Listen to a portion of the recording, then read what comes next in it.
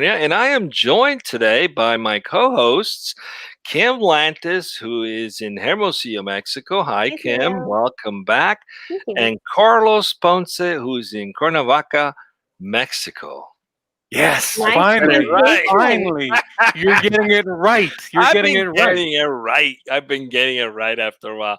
Welcome back, Carlos. I know you were on vacation for a little Oh bit. yes, We yeah, missed you. Not really. Just kidding. No, we definitely missed you. Thank you for being back. yeah. And let's not forget why we do this. We have our guest, Jonathan Keim, who's joining us from Ohio. Hi, Jonathan. Welcome to Dojo Live. Thank you, sir. Looking forward to being here. Excellent. Let's get to know you a little bit. Tell us about Jonathan. Tell us a little bit about you. Let the audience get to know you a little bit. Okay, well, I'll go back kind of early to the beginning, kind of like the bio that was presented earlier. I first started a business when I was 12 years old, fixing computers, doing networking, things like that. I was actually doing it even before that, but that's when the word started to spread to friends and families and new circles. And then I started trading stocks when I was 15, and I would have done it sooner if someone would have just told me, but somehow a friend of the family got on the subject, and he told me about custodial accounts. So within about a week, I was starting to trade stocks, and I stumbled across various newsletters. One of those was Quality Stocks, which is part of Investor Brand Network, and that's why I'm here today. Wow. Trading stock at 15, getting a Wow. fixing computer at 12. We are not worthy. Yeah, I'm 38 and I've never traded a stock in my life. So. Shame on you. No, probably saved yourself a lot of headache. Hey, Jonathan, let's get to know your company, Investor Brand Network. Tell us a little bit about what gave birth to this idea. What do you guys do? What's this business about? So going back to the very first brand, Quality Stocks, I stumbled across that because they covered all the other stock newsletters. And that was really the birth of the idea that continued to mushroom into a much bigger brand network with many different newsletters. We now have 21. And then we also got in early with social media back in 2008. We now have over 2 million likes and followers between all of our 50 plus different brands.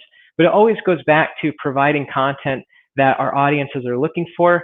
So for instance, why I was hooked in at 16 years old, and that was the first year of Quality Stocks operation, was because it had so much great data. I could see which stocks are being talked about the most, how they're trading, volume, percentage gains on a daily basis, all that good stuff.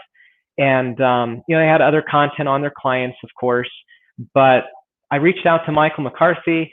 He was very interested in what I was doing and wanted me to be part of the team. And so we hit it off, and about 6 months later, I was director of communications. At the time, there were only 4 of us. Now there's more than 60 in 17 different states and on up to Canada. Wow, congratulations. Sounds like So you were director of communications at like 17, or how old were you? Yeah, so I was 17 at the time, and I'm 30 now. Yeah. All right. Exactly. Back in the day, many, many, many years ago, there were kings that were like 15, 20-year-old. But they only lived to 35 back then. So they try to squeeze in a lot of things earlier. So, back then, like when you were 18, you were pretty much a senior. So let's introduce the topic. Let's go right into it because I would like to learn more. And I know you got some nice things to show us as well today. So, Kim, will you please introduce the topic today?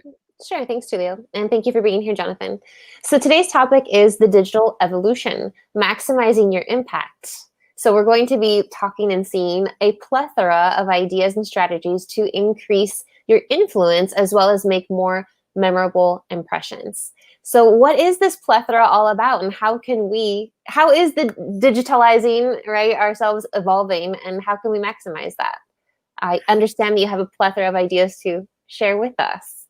I do. And, it's going to be more of a quick overview and more of like a list, because to really be effective in any one area, you have to be at least somewhat of an expert. We all start as amateurs and we get better over time.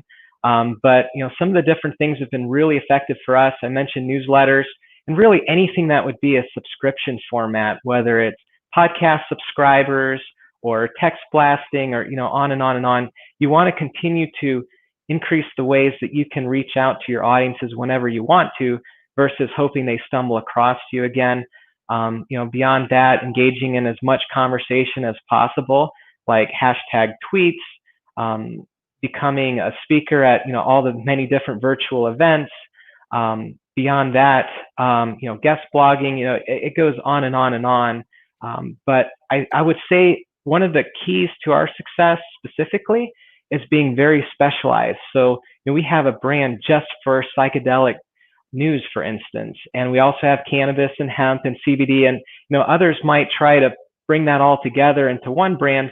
We have 7. Even on the cannabis side, we've got 420 with CMW, which comes out every day at 4:20 a.m. and 4:20 p.m. And it just goes on from there. 420. That is not a coincidence, is it? All right. So talking about specializing, let's go back to what would you say would help me make that decision and what I'm supposed to attempt to specialize in with all of the different items that you listed. What helps in the decision making? So, I would first look at, key strengths. So for instance, if you're a better writer, focus on blogs and social media posts. If you're better at speaking, find speaking engagements, host your own podcast, get on other podcasts, and then just kind of, spider web out from there. So curious, Jonathan, there's, an explosion of influencers, or definitely want-to-be influencers today, right? There's so much content and there's some great ideas. But one of the key things you mentioned here is how to increase your influence. So what are some of the ways to increase your ability to either gain more audience as well as the impact you're having with your message? Assume you've got some good message or content you want to share. How do you maximize on that? And how does your company, IBN, come into play to enable that? Sure. So I would go back to a really basic principle. Use the bait that the fish wants. So, that would be the most important thing to start attracting an audience. And I don't know, it's always hard to, boil it down to a few sentences. But I also think it's really important to be accommodating. That's another core part of our strategy. So for instance, we work with a lot of event partners. We've got over 50 now. We also syndicate our data to over 5,000 syndication partners. Nobody else has been able to do that. And it's been hard. Everybody has their favorite XML format. Some people want the meta description data to be either like Tuesday or TUE, GMT time versus maybe Eastern time. It goes on and on and on. But when it comes to building an audience, having those multiple forms of subscription, some people like Instagram, some people can't stand Facebook, just getting on as many channels as you can, cross-marketing them, making sure that's very easy for people to find those and follow you would be a good place to start. Jonathan, I have a question for you. And we're talking about, when I hear the words influence or influencer, making memorable impressions, just like the tagline of today's conversation says, what I think of is the people behind the messaging, behind what's being said, right? So it's about the human part. So how would you say that the technology or digital platforms can best help or boost the whatever influence or whatever impression is being made in a way that it's still going to remain human? Is it about the reach and the spread, the ease of reaching out to a lot of people, or what is this about? Or is this about AI? Where would you say that the digital technologies boost the influence and the impressions that humans make? I know this is a very open-ended question, but I'm still interested in your opinion about this. Thank you. Yep. So the human side is definitely very important. You don't want to lose that. It's okay to, sometimes use a really catchy graphic that would really stand out in a feed as people are scrolling through, whether on their desktops or their mobile phones. But, if you were to blend the two, that would be best. One thing I would just present as an idea, if you had a Facebook page, really think about the logo side. That logo is what's attached to the left side of every post. It doesn't need to be your regular logo. You could make it stand out more by having an orange background and maybe changing your logo to just be white, kind of like on top of it. There's all kinds of different things you could do that you wouldn't necessarily need a human element. I mean, if you had a face in there, it'd be really hard to see, especially on a mobile phone. But then in your actual post, you would have maybe a picture that not only has a real photo of you or something that would be more on the human level, but putting it either in a nice frame or using a filter that would just make it stand out a little bit more. Kind of blending the two, I think, would probably be the best approach. Thanks. Thank you, Jonathan. That was my question to you. So walk us through IBN. How do you help? What is it that you guys are offering to facilitate this?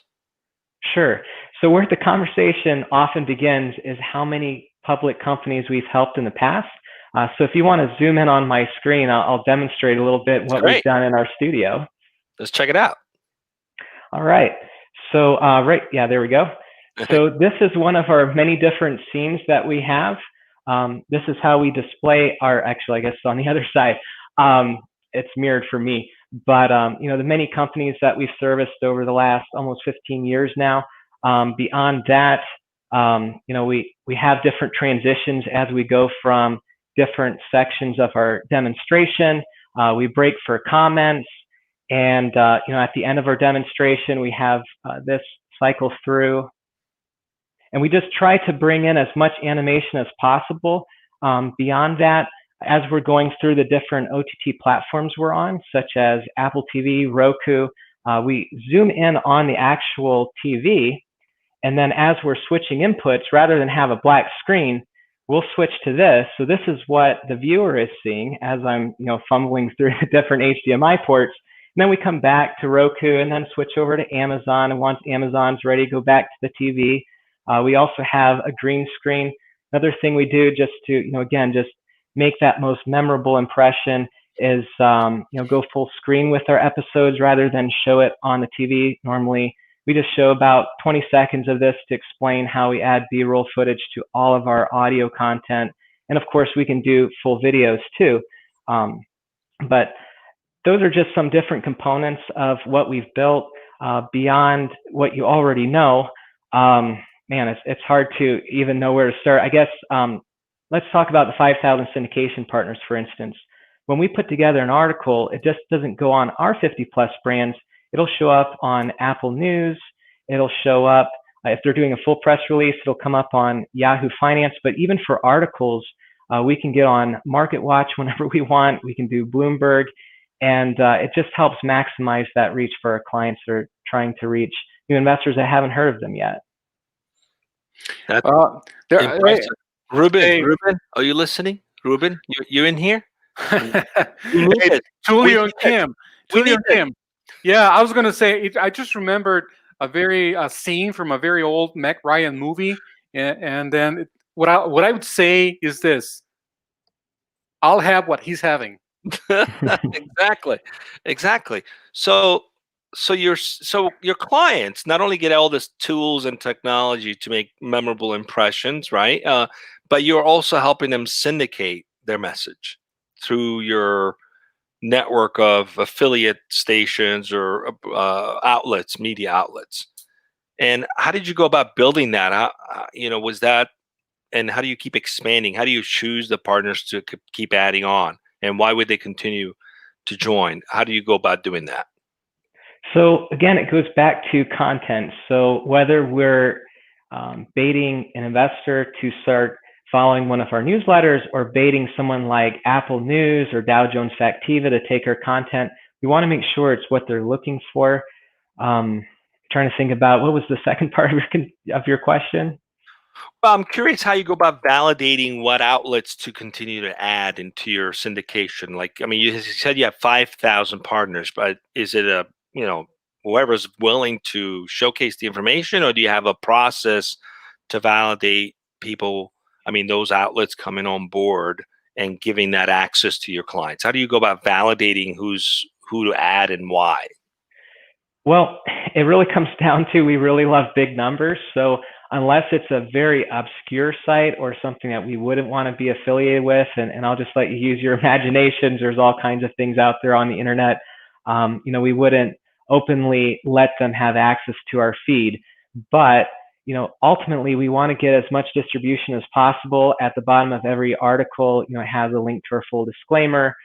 So we work as hard as we can to protect ourselves, but we're also at the same time, increasing our distribution.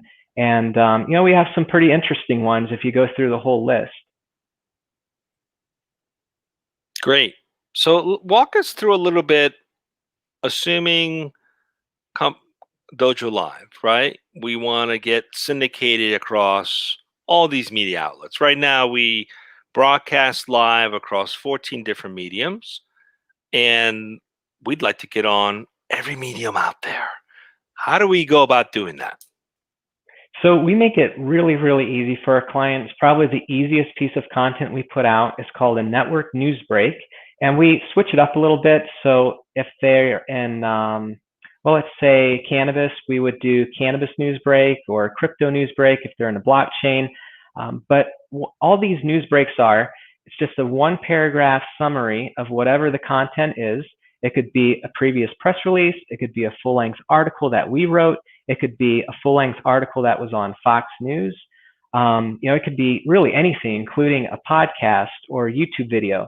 So we have that little bit of a summary, and then we have a link, to view the video, click here, or to see the full article, click here.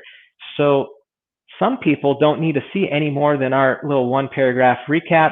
They scroll past that. They see a little about you as the company, not just that one hook, maybe an industry related topic, but they actually see who you are, as a company as a whole, and then a link to your direct website.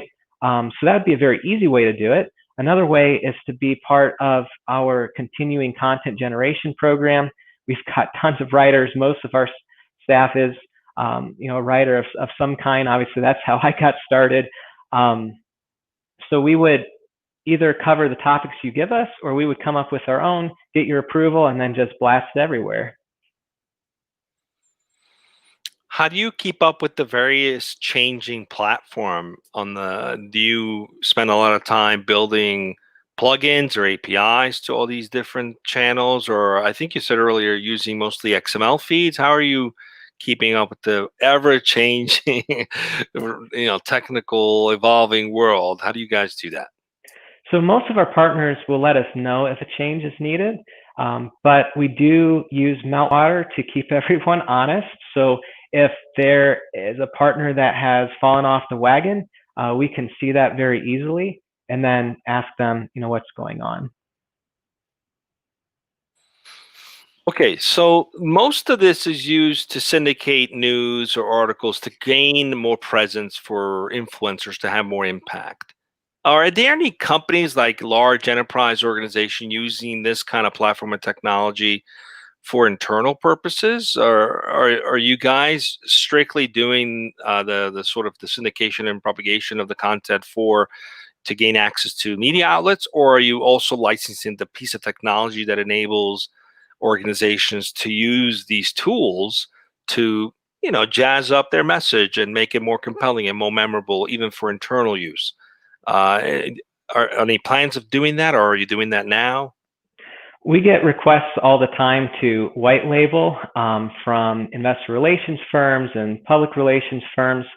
We don't have any plans to do that, but we're very friendly, so we can co-brand.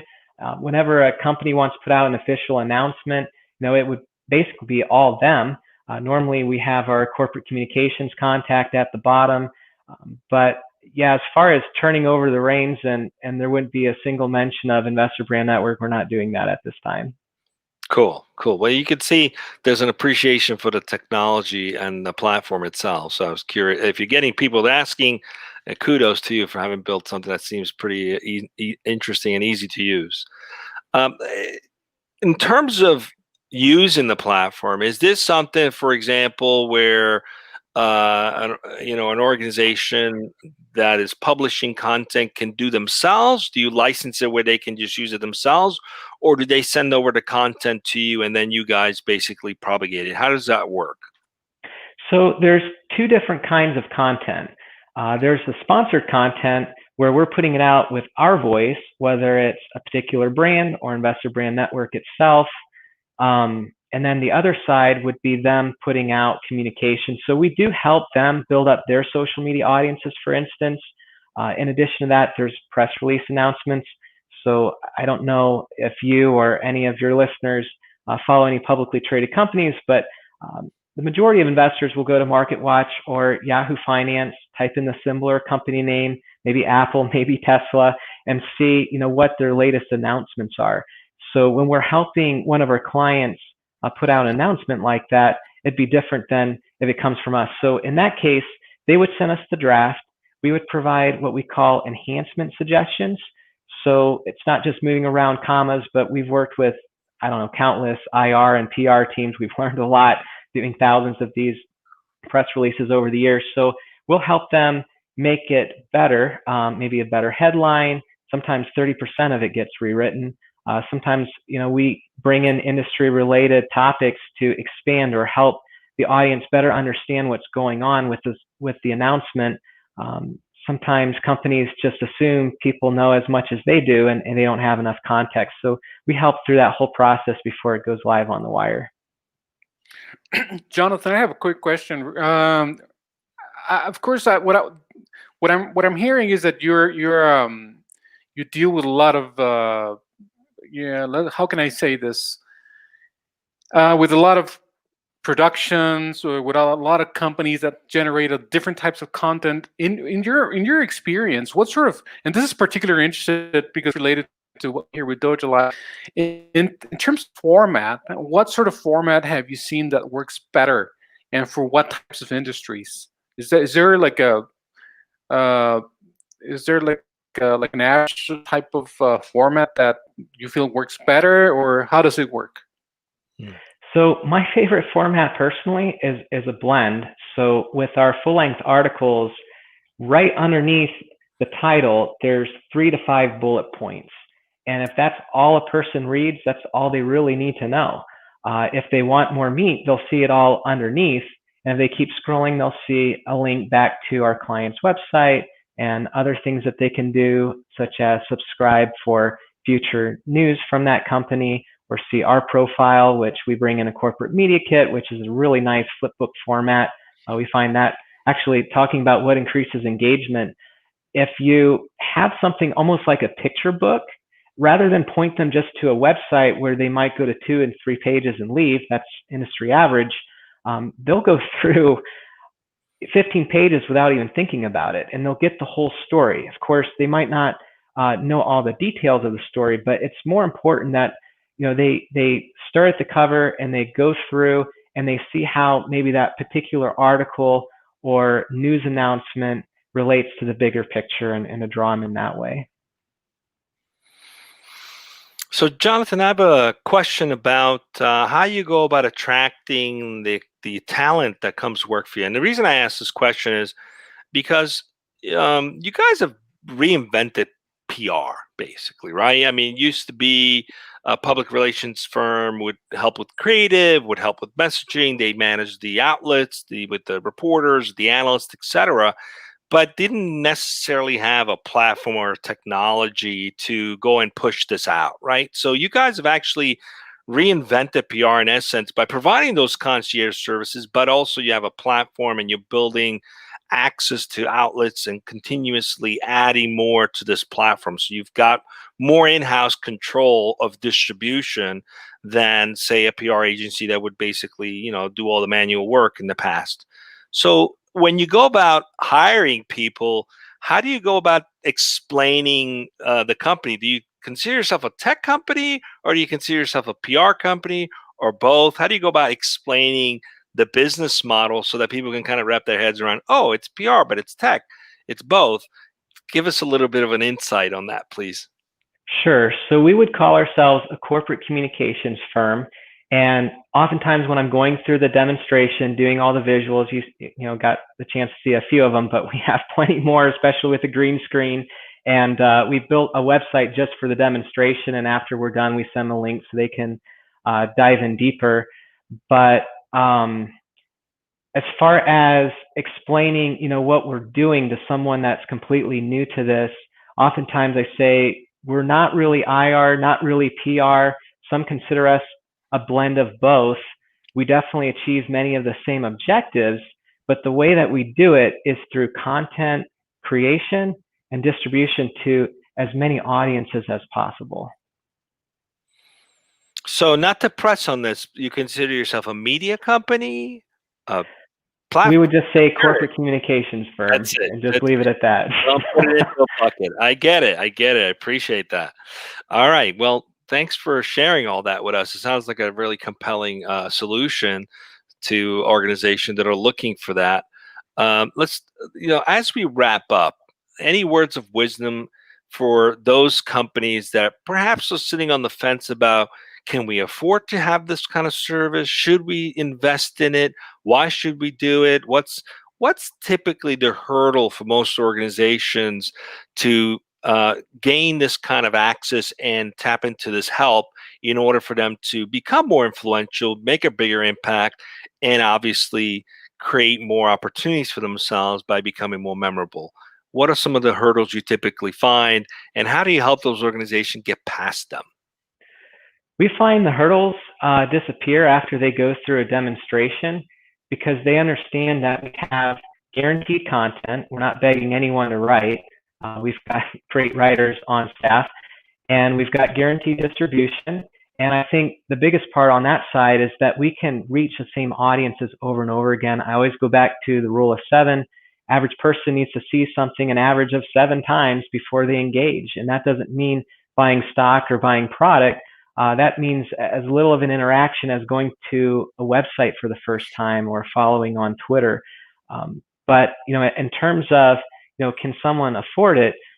I'm really glad that we introduced a newswire back in, I think it was late 2015. And since then, we've introduced about 12 others that are more sector specific, including our more recent one, the last one actually that just launched is InvestorWire. But with that service, a press release is as little as $495. And then with that, you also tap into our social media audiences. So the same way as Cision, which owns PR Newswire, or Business Wire, one of the other ones, every time they put out a press release, they put it out on their social media channel. Well, we do the same thing, but we have much bigger reach. So you get that direct reach, even if journalists don't cover your news, basically, is what I'm trying to say. But we've got everything, up and beyond that. Well, thanks for sharing. I just learned something new today. Used to be the Apollo Project was something sponsored, I think, by Procter and Gamble and another agency. They had done a study which required people to see the same medium, and the same message in 3 different mediums 3 different times in order to influence the decision. Looks like now we're up to 7. Kind of tells you how much distractions we have as a society, that we have to see something 7 times before we get influenced. But thanks for sharing all this wonderful information with us. We wish you a lot of success. We're wrapping up now. Thanks for joining us. We should look into this, guys. I like what we learned today, and I hope many others who are listening do as well. Carlos, what do we got coming up for the rest of the week?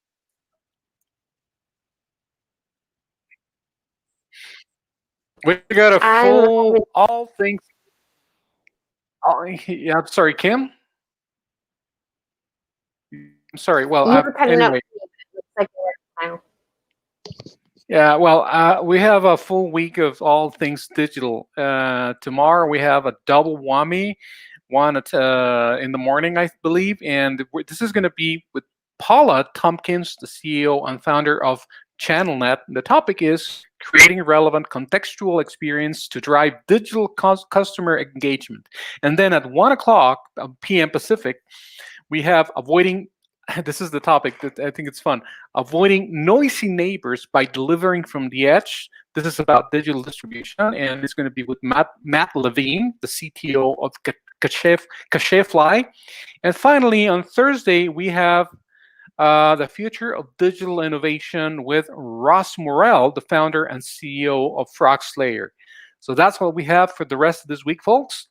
Stay tuned right here on DojoLIVE for great tech stories. The stories that bring us together. Thanks for joining us. Stay Thank safe. you.